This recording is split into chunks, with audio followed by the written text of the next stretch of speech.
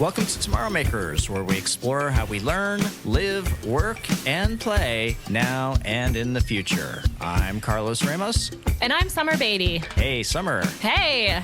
What do we got today? Oh, we have Chris Hawley from our automotive department. This is a great way to end the season. We just got a little silly. Oh, he had me cracking up. I'll tell you, I'm not going to go to a hotel breakfast buffet without thinking of Chris Hawley. Oh my gosh, and the fire. Yes. Oh my goodness. It's one of those moments where, something just triggers that memory. So I am never going to forget that. And a suit. I don't think I can think about a suit in the same way and going to a job interview again. Oh, I know. I think he got the best possible suit in Williamsport, and he'll tell us all about it. And we talk about cars too, which is kind of of course, yes. And I definitely think it's cool because he just kind of seemed to go with the flow. I mean, you talk about being in the driver's seat. He just was like following his career path wherever it took him. So let's do this. All Tomorrow right. Makers.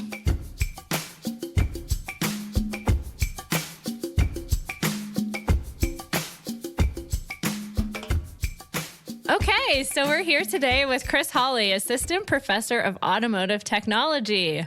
Welcome. How are you? Thank you. Great. Glad to be here. Glad to have you here, Chris. After this conversation, I'm not sure where this is going to go. As is starting to turn into practice here, we have like the best 10 minutes of the conversation before we're rolling, but secretly I've recorded this one. That's what we're going to do over holiday break. Christmas break just released the excerpts? What are they called? The bloopers? The bloopers, yeah. I wanted to say spoof. The bloopers. Bonus reels. Bonus reels. Yeah, over either Christmas break or summer break. So no one knows what's going on. But we would like to learn a little bit more about you, Chris. Okay. So we know you're instructing automotive technology here at Penn College. So curious how you got to this How I got to being here. Yeah. Okay. What brought you to this table with us today? Well, I was asked, Yes. so I showed up. Okay, let's go back a little Yeah. farther. No, seriously, to your position at Penn College and just the field that you're in. Well, automotive, I just ended up gravitating into it. Everybody during high school had a plan. I'm going to go. I was down in Georgia when I was from 9th grade till a senior. And everybody is going to UGA, Georgia Tech. Everybody's got a plan, and I have no plan. I don't know what I'm going to do. I have no college plans. So I end up working at a hospital for 2 years. And I was a patient transporter, so I pushed people around. So I took them from their room to the diagnostic imaging center. So nuclear medicine, CAT scan, ultrasound, the breast center. And I did this for 2 years. And then I finally decided I'd go to school. And I went to a little 2-year technical school.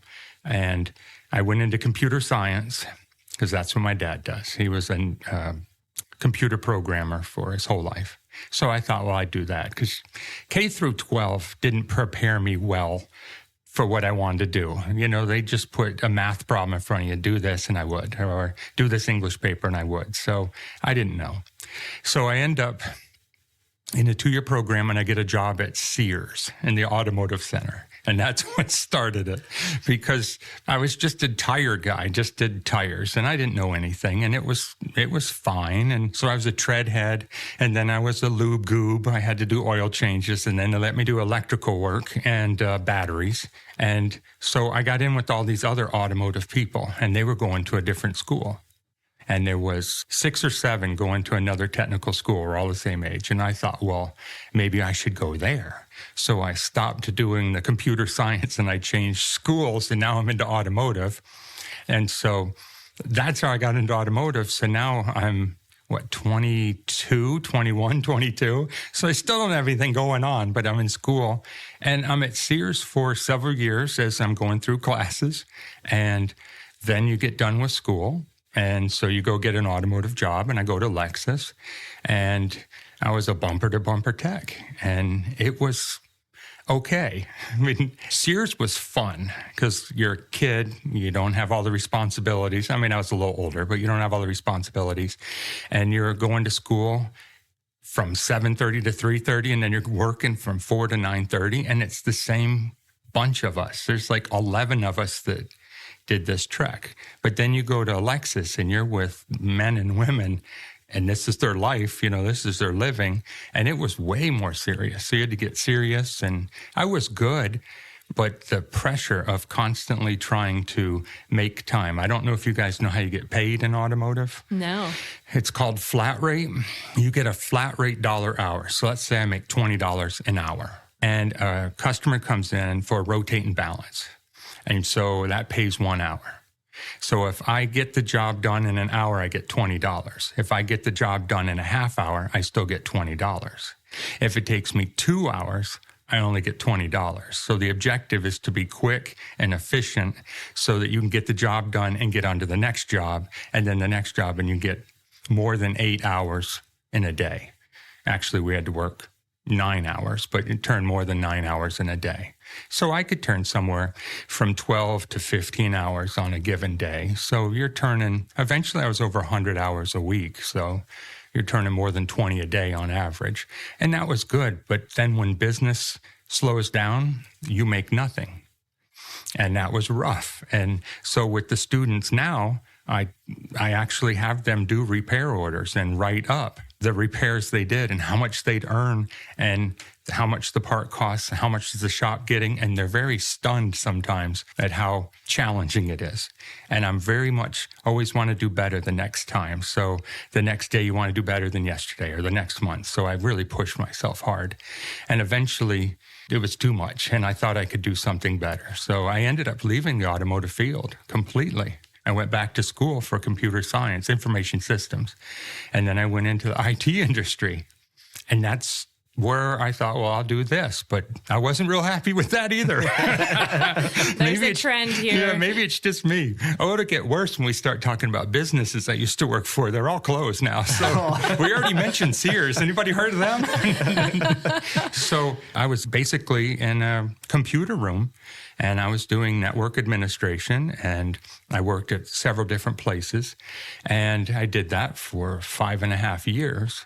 And I had gotten my own place, I had my own house, and I was doing really well. And one weekend, Friday, I'm not on call, but Friday before I left, the servers go down. And you guys all know what it's like here when we can't get on. So we had a major failure. I'm calling everybody, all the on-call people. Nobody's coming in. So I'm trying to rebuild. I'm on tech support. It is something. I worked the entire weekend and nobody came in. Monday, my boss comes in and he's like, how was your weekend? And I said, I was here.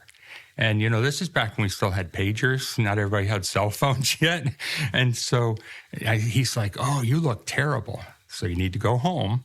And it's Monday morning, and I'm wide awake. So I went up to my former school where I got my associate degree in automotive. And Terry Moore sees me, and he's like, hey, you want to teach? And that is how I started the teaching. It's literally, I just walked up and walked in. He's like, you want to teach? We got an opening. And I was like, okay, kind of like Forrest Gump, just stuck. I'm like, ah. And so I was like, sure. And so he said, you need to apply, and you need to... we're going to have you do a presentation, and you have to get everything prepared, and they're going to want to do it next week because it's closing, and I didn't even know about it. So I prepared everything, and I'd never written a lesson plan. I don't have a degree in education. I just taught the way I was taught. That's what I thought I would do. And so we go in, and it's Terry Moore, one of my instructors, Ali Afshar, who's really important in my life, another instructor, a vice president, and a secretary. And I was nervous, and now you got to present for 2 of your former instructors. That's a lot of intimidation. And so I said, I don't see an overhead projector. I'd made overhead slides, and I had handouts. And so I thought it was going to be in a classroom, but it was kind of in a conference-type room like this, and we're all seated. And so I just said, well, I'll teach it from here. And I just sat down and handed out everything. And I had to teach for 10 minutes. And I'd only gone like a minute and a half. And Mr. Afshar speaks up. And now he's from Iran, so he had a very specific sound. And he's like, stop. And my heart just, I was like, I've just screwed up. And he's like, this is very good. We don't need to hear anything else. And I was like, I feel better. But now I'm sweating. It was awful. And so then they just proceeded to ask me question after question about handling a class, working with the students. And Mr. Afshar just kept asking me questions. And some of them I didn't have the experience. I don't know. You've got a student that's constantly, harassing and bothering. How are you going to take care of this? What are you going to do? And so over the years, you learn. But so I got the job. I just quit IT and I went to work in teaching. And that's how I got to there. And right when I started at the school, Ford Asset was at that school, North Metro Tech. And Ford pulled out. Like, we used to have Ford here, and they're gone now. So they pulled out of the program. And I remember Mr. Afshar walking over, and he's like, "Can you get your old job back?" And I was like, "Oh, no." I'd only been working for like 3 weeks. And so they put me in computer science. I was teaching intro classes, and I was teaching other things because that's my degree. And that was the summer quarter. We were on quarters. And then in the fall, I started teaching automotive. That was 26 years ago. And so I did that for 5 years. Then the school decided to go to more allied health. We didn't have nursing, so they wanted to add nursing. And so the state had frozen all the teacher salaries. So they couldn't get new salaries, so they had to get rid of people so they could free up salaries. So they cut our automotive program, and I was number 4 out of the 7. So the bottom ones are getting cut, and then I got cut.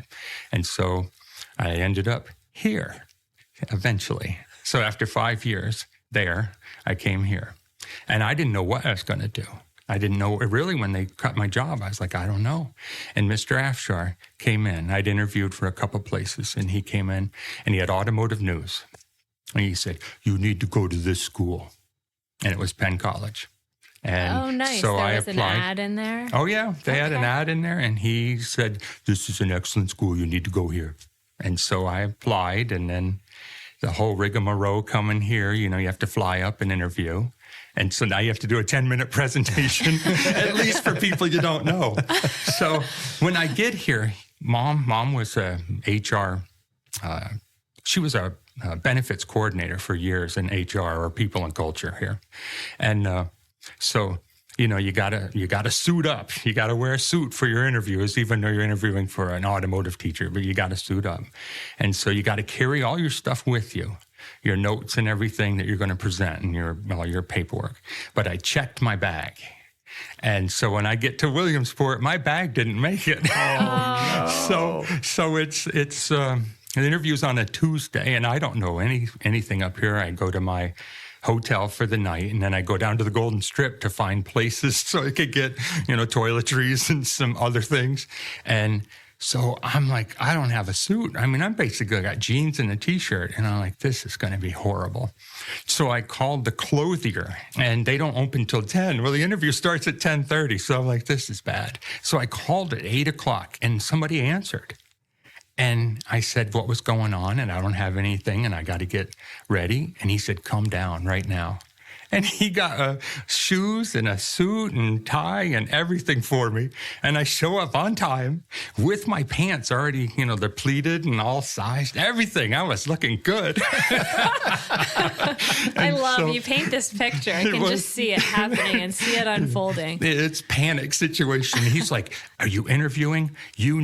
Now, I'd never heard of this. You need a silver mist colored shirt. Because I was like, I need white. Nope. Silver mist. I'm the only one in there. He's not even open yet. And so, it wasn't an inexpensive trip, but I got the suit. I come up here and I park illegally somewhere in the parking lot. And I got a ticket. Campus police was on it. Students will enjoy hearing that one. It never got paid. Nobody will want to hear that because it was a rental car. Oh, wow. So I interviewed, but Colin Williamson was here back then. He's got this thing where he takes you around, does the whole intro, and then he would take you to Veronica Music's office. And she would go over everything with you, and then you had to find your way around. You had to go find David Kay and People in Culture now. And you had to find all these places. But Mr. Williamson didn't escort you. That was his game. He got you to the first place, and then you had to find that. them. Yeah, that's what he would do. I got a couple new hires in the pipeline. And what does that solve, though? Well, that you had to be able to find your way around campus, and he wanted you to see it. I mean, he did a little show, but it was kind of a thing with him, and he liked it. Summer's going to course correct me after this. That's not nice. I mean, were you given a map? Oh, yeah, I had a map. Oh, yeah. okay. Just asking people, you know where this is? No, I had a map. And then you would make it back, and then you went to lunch and at the Lejeune Chef. Then you had to do the interview in the afternoon. It was a hoot, and it was something. You had to go 10 minutes, and I went 10 minutes because Mr. Williamson's like, don't go short. And don't go long. It needs to be 10 minutes. And, I had this thing timed, and I'd been teaching for 5 years, so I had a good idea. And I had to teach electrical because I was going to be doing first-year electrical, so I had to do electrical. And Mr. Schoen and I disagreed on something, and it was kind of funny. But after I got hired here, he'd actually talked to me, and he said, I kind of explained or asked the question wrong, so I confused you, because I was like, oh, that made me look bad. But really, I didn't. I even told him, we'll have to talk about that after this because I got to get my 10 minutes in. So we did. But it seemed like some of the instructors were like told to do things like interrupt and ask questions. It was quite funny. And we had one instructor that didn't quite meet the requirements of an interview because they ask you, you're not supposed to ask certain things, right? Mm-hmm. And so he asked me the pineapple under the sea is? And that's something with SpongeBob SquarePants or something. Okay. Yeah, I had no idea what that was. And that was kind of a roundabout question to see if I had kids. Oh, that is sneaky. Yeah, it was. And I was like, I have no idea what you're talking about. So when I started here, they gave me a metal tin with SpongeBob SquarePants on it. So now I still have it. But I didn't know at all. I was like, I don't even know what you're talking about, a pineapple under the sea. And I don't either, and I have a child, so I would have failed. Yeah, you just gave me all sorts of insight into how Summer is raising her class. Very well, by the way. Yeah, I try. So since then, I got the job, and I taught first year electrical 1 year, and then I've taught second year electrical, electronics, and air conditioning for the last 20. I teach occasionally first-year classes if we don't have a large enough second-year class. I'll teach 1 8-week block of suspension or brakes or engines. So I've taught the AC class here, for instance, 85 times. This is my 85th class. You're keeping track? I haven't. Oh, it's bad. I'm so bad. I have numbers of everything. Do you want to know how many students I've taught? Yes. 1,120 of AC students. Wow. Yeah. I don't have the breakdown in my head of the A's, B's, C's, D's, and F's, but I've got it all. But you have that on paper somewhere. Oh, yeah. It's in paper. I could send it digital. over. Yeah, I've got it. Isn't that scary? I think it's interesting. It's good. It gives you a benchmark. Oh, it does. You know where you are. I can tell you based on class size what the approximate average of the class will be. And I can tell you on the first 8 weeks of fall, second 8 weeks, or the first 8 weeks of spring, or second 8 weeks. The grade point? Yep, the grade point. Yeah, okay. The average How of the class. How are we doing? Our numbers are good. The group that I'll be getting next is normally a little lower than the first spring class. I get 8-week blocks. So the group after the break normally tends down a little bit. And I think it's because it's nice outside and they want to get out of here. And they're normally I'm the last instructor they have for the first 2 years. So their numbers drop slightly, but they're in the C average area and they're not changing much anymore. I imagine there's quite a bit of rigor going on there that's creating those C's too. I probably have the most homework and the most assigned lab work out of all the instructors. It's kind of known by everybody. Yeah, I have so much to cover, and I get into it. And I feel the students are paying a good amount of money, so I should give them way more than they're paying for. And I don't think they want it. That's a great way to look at it. I don't think they want it, though. It just depends. As we were saying before we started, there's 3 or 4 in a class. They're doing their thing. They got it. And there's 3 or 4, maybe 5 that are really struggling, and then there's the middle. So you're teaching the middle and trying to get the ones that are behind, get them up to speed, and you're trying not to get in the way of the ones that are really excelling. And that's kind of how I've looked at it. And so the bell curve of the classes are pretty good. So I think my theory works pretty well. I don't know. I have no teaching credentials at all as far as education. So I've just done it the way I think it should work. If we did have a student of yours in here and we asked them to tell us about you, what would they say? Oh, well, it depends. Is it a graduate or a current student? Current student. It might be rough. You make it. I like the rigor, though. Yeah. That's important. You want somebody that knows what they're doing fixing your vehicle, right? Yes. So yeah. That's the way it should be. If it was a graduate, they'd be much better. Because my insanity doesn't always work with the current students, but they see when they go out to work, oh, that's what he was talking about. Or, oh, I keep up with a lot of them, so I know what they're doing. And so it's good to talk to them. There's some students that I've never seen again. I mean, they're just gone. But I go to dealerships around here, and there's always graduates in there, and they talk to me. So either they're just, putting up with me while I'm there, or they really want to talk. And then there's others on Facebook, or they'll email the school email address, or some of them know my other email, and they'll send me stuff or call. So yeah, I keep up with the graduates, and they do really well, and it's good to see. And they're having children. If you think now 21 years here, so you're looking at my first students are now 38, 39, that started at 18 here. So they're older now than I was when I was teaching them. So they're in different places now. It's good to see.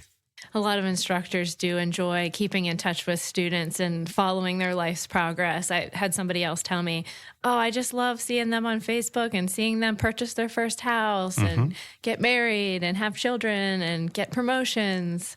Yes. Yeah, very rewarding that way. It is, because you knew them as 18-year-olds or 19-year-olds, and it's so good to see an adult out of what they were here. It's cool. Do you have any standout stories of students that have just really gone on and done some amazing things?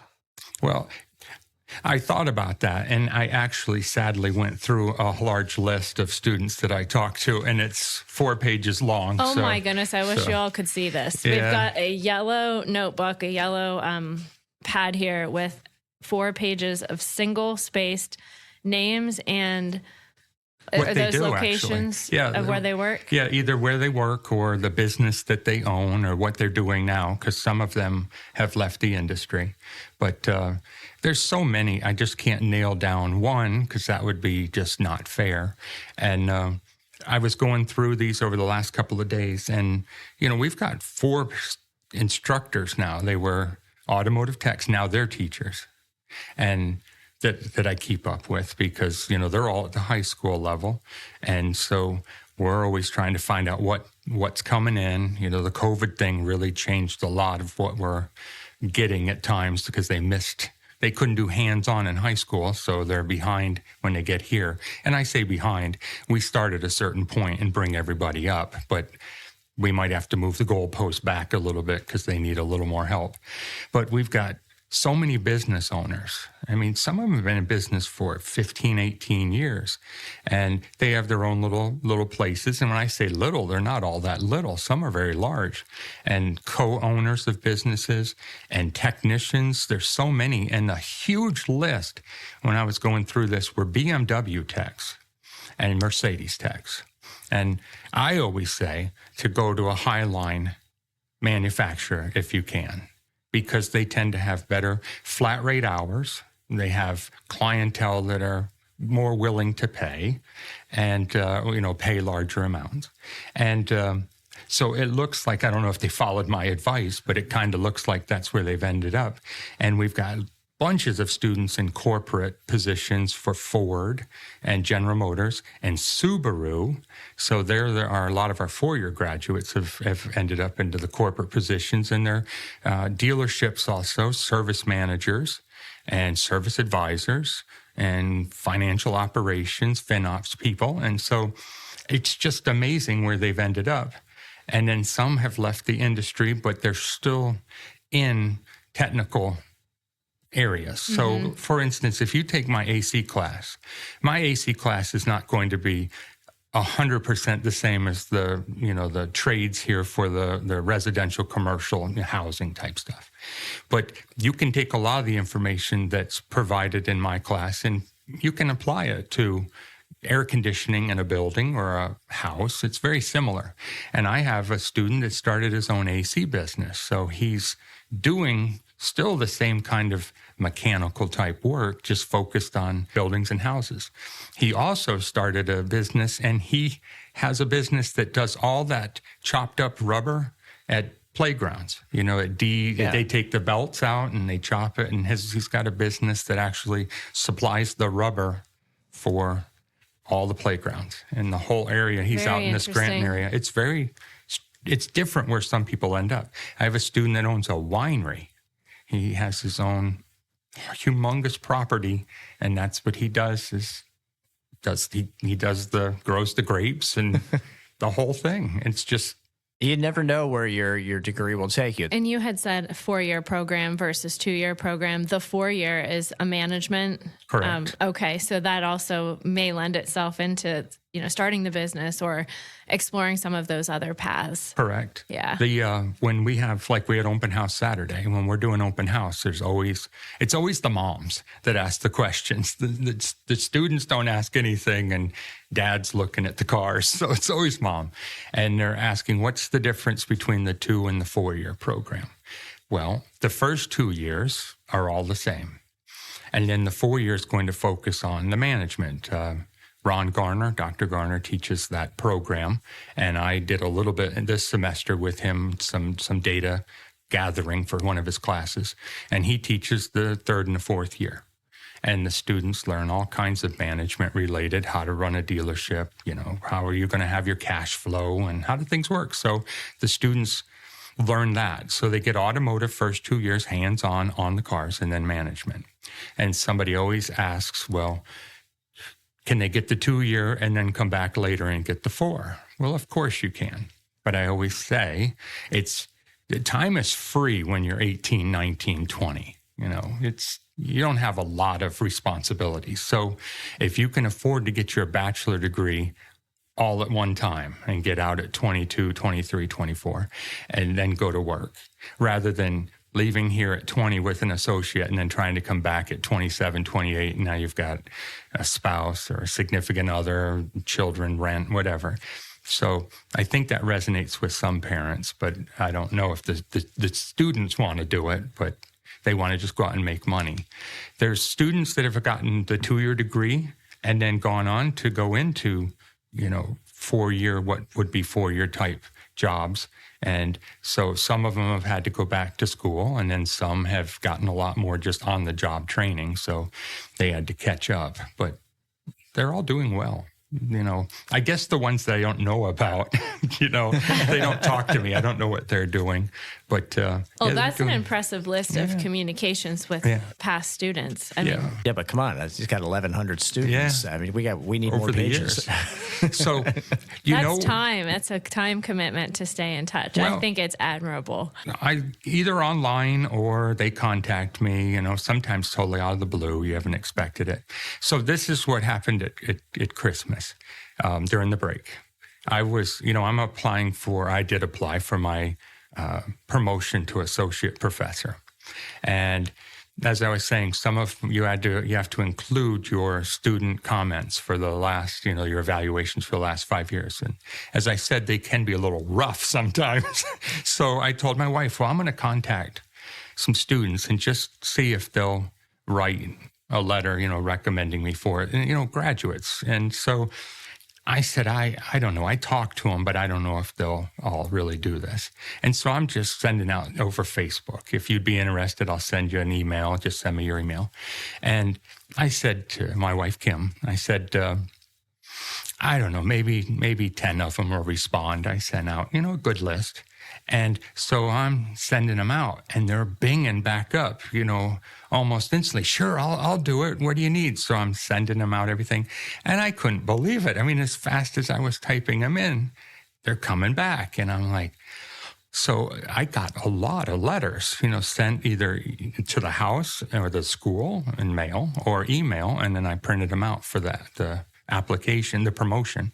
And it got to the point where I had my wife read them because it's too much. Sometimes you're like, that's like really nice. And you're like, that, it feels good, but you're like, oh, this might bring a tear. This isn't good. So it really, some really outstanding things. And so you never think about that when you're teaching, at any given day. But once you've gotten older and now you see it, it's like, I did make a little bit of a difference. So it's good. Makes it all worth it. Yeah, it does. But you never think about it at the time. And so I'd have to ask him, so was that one a good one? And they're all good. And I'm like, and she's getting teary. So I'm like, oh no. So I have to read them when she's not around. I'm picturing that one student that's getting your invitation saying, okay, I'm going to get Mr. Holly back now. That's not happening. No, come on. No, but they were really, so many of them answered so quickly and then sent them in. Now some missed the deadline because they had to be turned in a certain time. They're not in school anymore. So I have nice letters, but they didn't make it into the big folders we had to turn in. But, that was really nice. And then, some of them, it ended up sparking more conversations and talking, about things. So I was curious just because I'm a writer. I would like to know how you got into writing. And you're writing for industry magazines. I wanted to write since about 2009, but I was just sending stuff in. I didn't know how to do it. I didn't know the right people. I just didn't have a clue. And I never got any responses. So we got the chassis dyno. Mr. Williamson got a chassis dyno, and we started doing a class on performance. And we didn't have any parts to put performance parts on. He bought this nice big dyno for us, but then I got to do 16 weeks of changing parts and are they better, are they worse performance-wise? So I contacted a bunch of magazines and I found the smallest magazine online. Like 12 subscribers. Just really tiny. And I said that if you could send the part to us, a company, through the magazine, send the part to us. We'll install it. We'll evaluate it. I'll write a story, and then we'll be able to keep the part. So then I can use it for each semester following. And so this Richard Kratz was his name. It was Mopar Mags. And he said, write something for me and send it in and let me see what it looks like. And so I did, and he goes, okay, it was all right. And then he said, we'll get a part out to you, and we need you to test it, and you need to have it done by this day, and turn it in, and just type it all up, do the photos, the captions, and so I did. And that's how it all started. Oh my goodness, so you traded writing for parts for the class for to the work? school. Okay, that's really neat. And then as we started not running the dyno class as much, I was writing for more magazines doing the same thing. Well, now they want me to keep writing, but we don't have any dyno stuff. So I started doing my own thing, my own little my cars, and not doing anything with the school affiliation. So it was all with me. So now the parts were coming to me, and then they start paying you money. So you're like, hey. So it was really escalating. And then I met a gentleman that was an editor for one of the magazines, but he was no longer with that company. And I said, how do I get in with this magazine?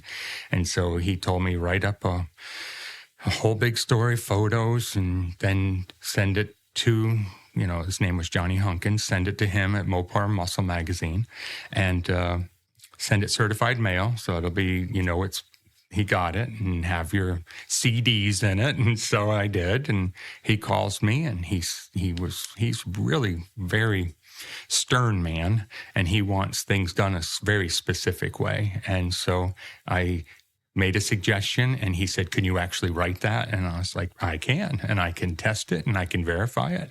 And so then he's like, well, all right, I want, and he does characters. Most people are like, I want 500 words, 1,500 words, 2,000 words. I want 10,800 characters.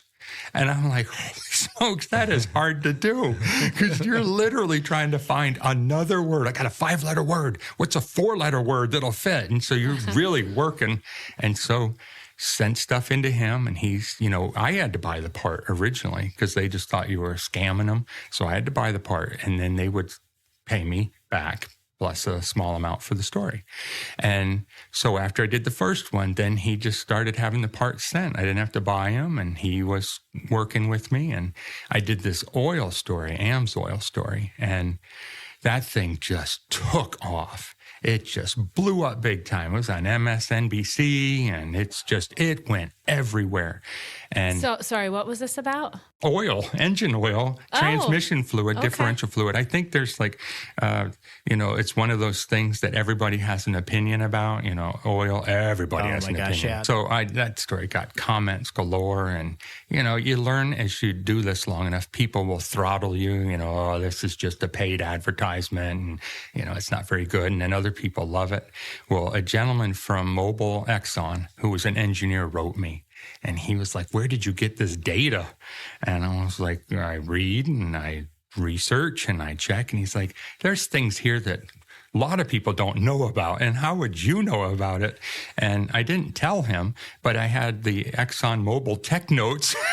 so I was able to find things that, make it work in the story. And that all came through because of one of our substitute tool room attendants. He was in the aviation industry, and that's how this gentleman got a hold of me. But I had good information, and it was right, and the story was great. But I made one typo in one of my photos. I made an illustration, and I got the letters out of order. It's supposed to be POA, and I did PAO, and I screwed it up. So nobody ever noticed, but I did. So, but then I just started doing my own stuff, and the Mopar Max magazine closed, Mopar Muscle closed. I maybe it's my writing. I'm closing them down. So I was working for big magazines, and then in 2019, the Motor Trend Group closed 19 titles in one day. Magazine titles, shut them down. And so all of those writers and photographers are now displaced. And I'm just a little freelance. I got a really good job, and I got nice benefits, and I'm not flying out to events everywhere. So I'm doing local stuff. So I kind of got moved back, I'm on the back burner. I'm used occasionally. So I got into the smaller magazines again, all online now. And so that's what I do a lot more. Mopar Connection, I write all the time for them. 1 article a week, 2 articles a week, all the time. Wow. Yeah, I do about 70 to 80 articles a year. So just depends. Sometimes it's just new products.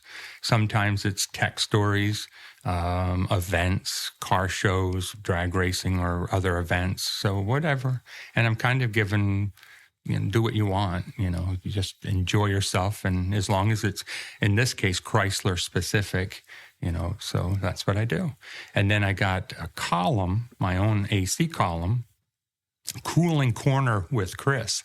And so it's in the Max Action magazine. It was 8 times a year. Now they're down to 6 times a year. And it was a print and online. Now it's just online. And it's one of our former graduates that was here before I was here, works there. And so when I went down to Max training, the Mobile Air Climate Society Association, when I'd go down to training, they would talk to me, and then he said, do you want to do something? And I was like, I don't know. And 500 words, that's all it can be. And it's 500 every time. They get 500 from me. I mean, I'll take words out or I'll put words in. It would be 500. And that's what they want. And so I pick what I want to do. Now it's every other month, and there's it's just online now. There's no print. And so it used to be a guest column. Everybody got to write, so they asked me. And so I wrote it, and I told my wife, I'm going to end this, so they'll ask me to do another one. And so I did all about radiators, of all things, radiators. And so then I said, and next month we'll cover radiator caps. And so, no, I wrote, and next time we meet, we'll discuss radiator caps. And so then they wrote me and said, well, you need to write about radiator caps now. So then I did. And then they're like, do you just want to do this all the time? And I was like, okay. So I've been doing it 3.5 years. So I got that one.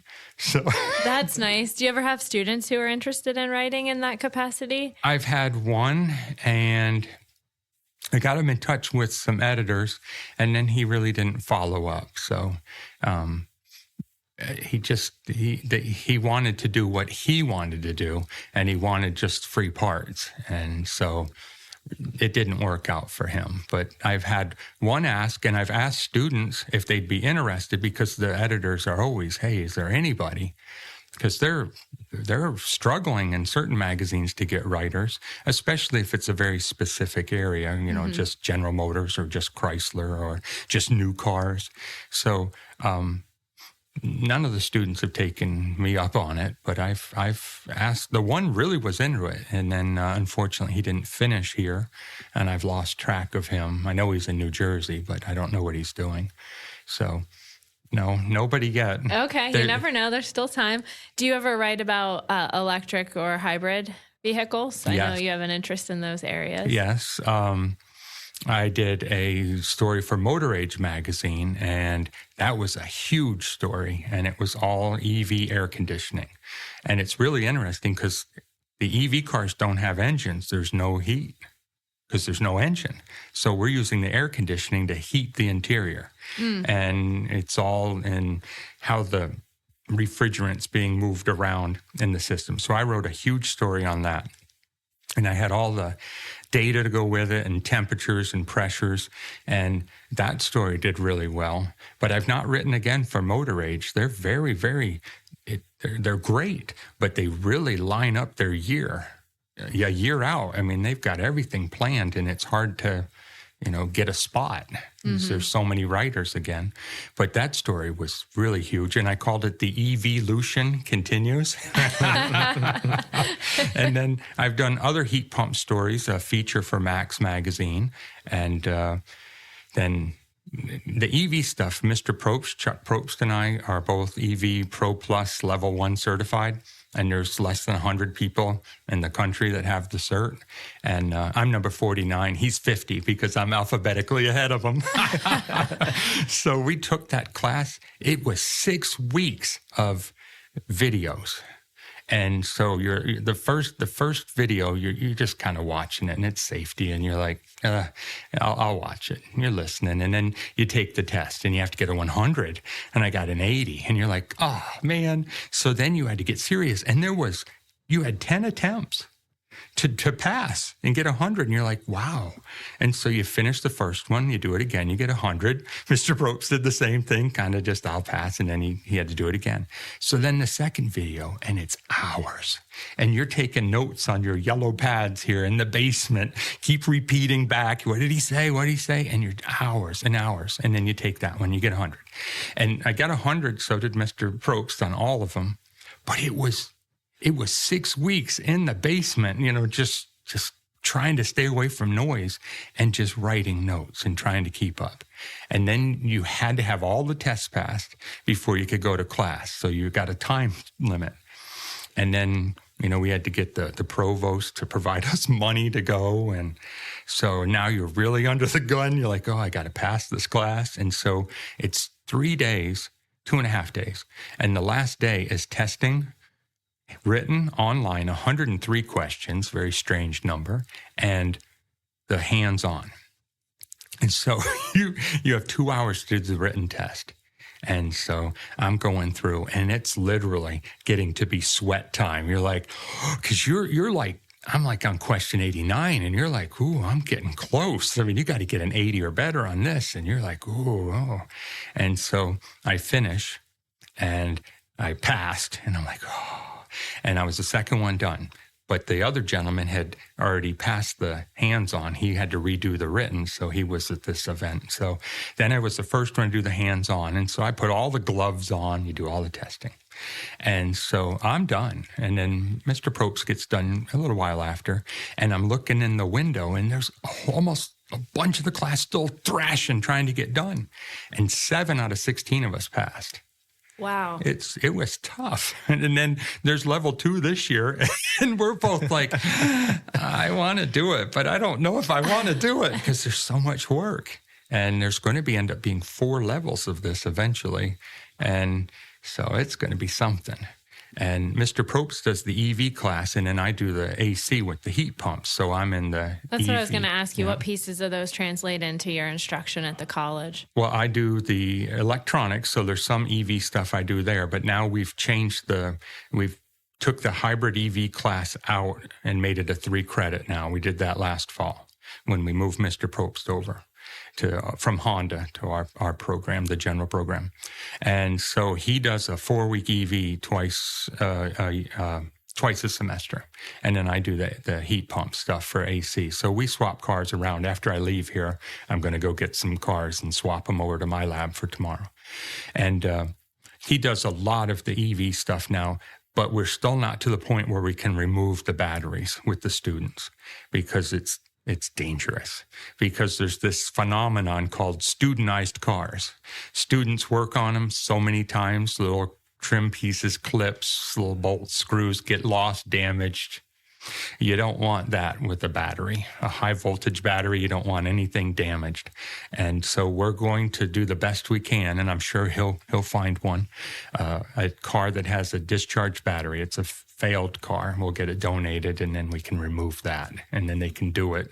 And if they damage it, it's not going to cause a fire in the lab because that's a concern. So, yeah, the EV stuff I don't know where we're going with it. You guys might see now that the manufacturers are backing off on their production. They're not selling. The public doesn't want them as much. There's about 2.7 million of the EVs in this country on the road now, and that seems like a big number, except it's less than 2% of the total cars. And the charging, the infrastructure is going to be a huge, huge concern. I mean, on campus, what do we have, 4 chargers? That sounds right. 2 over on our side and 2 out here. Yeah, I know there's 2 areas. Yeah, and then there's 6 or 8 at Sheetz, and then whatever, was that Wawa's coming in across? So just imagine if we have 60% of our population that needs to plug in by 2030. What is our parking lot going to look like? I mean, we're going to have charging stations. You can't have 20 charging stations to cover all of our population. Now, in an area like ours where you have a lot of people who own their homes and can charge at home, that's one thing. But you get into an urban center. I mean, if you have street parking, you're not charging your car. Right. It's a real problem. And here at the campus, it's a real problem. I mean, they're in their dorms. I mean, they got to have charging stations out in the lots, and then plowing will be fun, and winter will be fun. And the amount of energy we're going to consume to charge these cars is just phenomenal. So I don't know the times. You guys go to gas stations, it takes like 5 minutes, and you're in and you're out. You do a fast charger, a DC fast charger, you're looking at 20 to 40 minutes to charge a car. So you're at the service center a lot longer. And are they going to make the not gas stations anymore, the charging station area 6 times larger to cover the amount of people? It's going to be something. So is hybrid that good, nice balance? Or I like hybrid. I like plug-in. I think plug-in hybrids, I really think it's the thing for now. We need less natural resources to make the batteries. They can be smaller, and you can drive your car around 25, 30 miles on electric, and then the gas engine turns on. And everybody knows where a gas station is. Everybody can find one, and everybody can pump gas, and everybody knows how to plug into the wall, a 110. So I think that's really a nice way to go. General Motors put an announcement out on this earlier this week that they're looking at plug-in now, and they're backing off on their EVs because they were thinking on 2025, 100% EV across the board. It's not happening. Yeah, that was a real bold announcement. Yes. So they're backing off, and General Motors and Honda had a joint venture. They discontinued it. They're not doing it. And there's many manufacturers slowing down. We just don't have the charging. That's a huge problem. And if you really want me to get technical, I mean, I don't want to go long, but the average household uses about 10,500 kilowatt hours per year. The average house. If you get a Tesla 3, it's going to need about 0.25 kilowatt hours to drive per mile. So if you drive it a normal, like 2022, the average traveling of a person driving their car in this country was 14,263 miles. That's kind of sad. I know it right off the top of my head. I'm impressed with just your name recognition of all these people throughout your history, but go ahead. So if you're looking at that kind of mileage with a Tesla 3, you're looking at, rough math, 3,500 kilowatt hours per year to charge at the house. So that's a third more of what the average household is. And then let's say you decide to get a Lightning truck. Well, it's 0.51 kilowatt hours per mile. And over the same mileage, it would come out to, roughly 7,000 kilowatt hours per year. So that's 10,500 in 2 cars. You doubled the consumption at your house. Can all the houses withstand that? Do you have a 100 amp service, 200 amp service, 400 amp service? And all right, I'm the only one in the neighborhood that has one. Well, that's probably okay. What happens when everybody in your neighborhood has 2 electric cars? It's going to be a problem. Transformers, the big things on the poles, they're passive cooling. During the day, they're running all of our buildings and everything at the house. And then in the evenings, more stuff shut off. And so they cool at night. When do they want us to charge our cars? At night, when it's off-peak times. So the transformers will not cool off as effectively. So your lifespan shortens of the transformers. That's a problem. And they have new transformers that they'll put in. They're larger and heavier. So all the poles will have to be replaced. And that's a huge cost. And the transformers now, depending what you read, they can supply, 50 houses down to maybe only 30 houses. And all of a sudden you double everything. Well, now you're down to 10 to 15 houses, so we'll need more of them. And I would bet not every single part is made in this country for those. So now we've got another concern. It's something. It's really something. You guys want to read all about it. Palo Alto, California wants to be the first city to be 100% carbon free by 2030. And they're not close. Not close. And what's interesting, they want to go to all the, what do they call it? The renewables, the solar and the wind. And they've got to get all the permits and everything to build these big solar farms and the wind farms. And in California, with some of the legislation in the various cities, it will take 6 to 8 years to get the paperwork done. And so that will put us past 2030 or really close. And they're going to be closing the Diablo Canyon nuclear plant in 2030. And then 4 natural gas sites in northern central California. So it's going to be something. And then you just doubled or tripled the amount of demand. And I don't know if you keep up with Pacific Gas and Electric, but they've had some problems with catching the forest on fire, all the forest fires. Some of them have been because of their electrical, because there's laws in California you can't clear cut back so far away from the electrical lines because of, rare trees or rare animals or, something that's on an endangered list. And so their cables get whipping in the bad weather and they catch a tree on fire. And then we have a forest fire and they don't burn the brush, on an annual or biannual basis. So now we got a fire. So they have a thing called public safety power shutoff. And so if it's bad weather, they'll shut off your power. And so now you can't charge your cars or your house.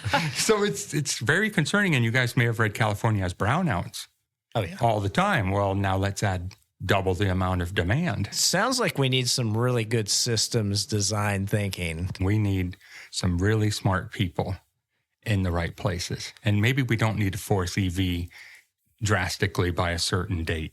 2030 is really close to go to EV, ban gas sales in certain states. That's really close. I don't know. I mean, we can really build up quickly, but our charging, we're going to be so far behind. California gets like a month behind on their planned charging stations every month. So, I mean, it just keeps multiplying. They're not keeping up. How do you stay in touch with all of this news? Like, what resources are you? Oh, I read everything. I read, and then I've got a whole list of students I talk to, and I talk with other people in the department. But I had, when 2022, Dr. Webb and I had to go down to Washington and talk in front of congressional members about EVs. And so that's when I started doing all the research, and now I just keep up. Bringing it full circle, you had talked about all these students that you had touched base with, and then it made me think about like a mentor that you may have. And you mentioned somebody earlier, and I thought that might be a nice way to just kind of bring things together. Is there somebody that you look up to who's been a mentor for you? It was Ali Afshar, and he was my instructor when I was an automotive technician, the gentleman from Iran that I'd mentioned. And he was the smartest, just the sharpest man. I mean, he'd get kind of upset in class, and he'd go in his office and do differential equations to relax. I mean, he was an engineer. And so when he was my instructor, I mean, he was just wide open, and he was always there to help, and he was just the best. When all of us get together at graduated, we all have a million stories, and it's the most fun. I got to work with him for 5 years. So they had him, with me for 2 years. He taught me about teaching, and you would make a lesson the best way I could. He called them lecture and demonstrate, and that's what it still is on the top of my notes today. And I would write it, and then he'd go over it. How long do you think this is going to take in your class? And you'd say, well, I don't know, 45 minutes, an hour. And he said, okay. And I was pretty good at getting my times. When you get to this, a student's going to ask you this: how are you going to handle it? What are you going to do? And he'd do this over and over. And I always would make sure I got to work before he did. And I always made sure I was still at work when he left. But I was working. I wasn't just watching him leave. And he would come in the morning, and I'd have stuff ready. And he's like, well, what do you have everything you need? And he'd be like, no, do this car or use this. And he would help you with everything. You had a problem with the student, and he'd have, how to work with them and how to handle each situation. And he was always there, and he was just the best. And I told you, he even found this job for me. I mean, it was the best. And then 4 years ago, well, he got very ill after I came up here, and he actually asked me to come back and teach down there. But I met a woman up here at the time, and I wasn't super happy here at the time. I'd been here about 5 years, and I was struggling a bit, but I just didn't want to do the whole move thing again, and the pay was going to be not as good as when I left from there, and I was doing well here. I am doing well.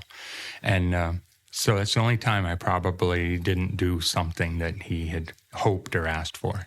Well, 4 years ago, he'd gotten sick in 2008, 2009, and he passed away in late in 2020. And that was very sad because we would stay in touch just enough. And I knew he'd retired and he'd moved to Arizona, and it was just sad. But he was always the one when you had a question. He was the one, and he always had the right answer. And do you guys know who Jim Croce is? A music singer. He looked just like him, had the mustache from the 70s. And he had Forrest Gump sneakers, the white Nike sneakers with the red. It's what he wore all the time. And he always had the right answer. And he always knew where the students were going to get hung up and where you're going to have difficulties. And he would tell you ahead of time. if you're going to teach this transmission, you need to take it completely apart. If you've never done it before, you need to take it all apart and find the areas you get hung up, take pictures of things so you have photographs to show the students. And, he was just sharp. He was good. And if I didn't have him, I don't know how I would teach now, but he was good. And he worked well with my personality, so. What about any takeaways for our audience? When you're an automotive tech, you work by yourself. So if you're a real social butterfly, flat rate is not going to be your friend.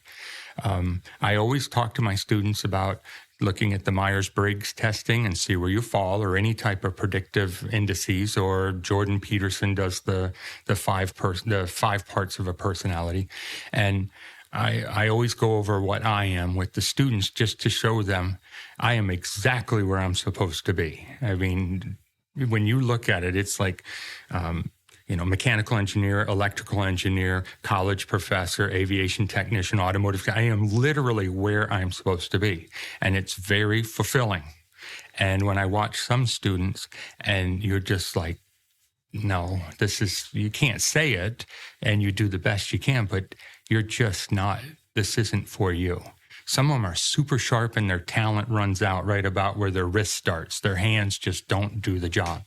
And some just don't pick it up. And so I always want them to find where they need to be. We have students that are service advisors, and that's a different thing. They need to talk, and they need to be, more empathetic. And wow, we're going to work on this. We're going to take care of this for you. Whereas I might not be as smooth at that. I might be a little too blunt, and I don't really want to talk that much, although I didn't prove that right here. But I think that's important that they pick what they need to do, because you're going to work. I tell them, you're 20, you're going to work 47 more years when you leave here. If you leave with an associate degree, it better be something you like. That's a great place to button this one up. Thank you, Chris, for joining us. You're welcome. Thank you. Thank you so much. It was Thanks, fun. It was. Thanks for hanging out with us today. Don't forget to rate, review, and subscribe wherever you listen to your podcasts. Check out our show notes for bookmarks to your favorite sections and links to resources that we mentioned in today's episode. You can also find past episodes and see what's on deck for upcoming ones at pct.edu/podcast. And of course, we are open to your thoughts, ideas, and suggestions, so send those over at podcast@pct.edu. It's been real. Catch you next time.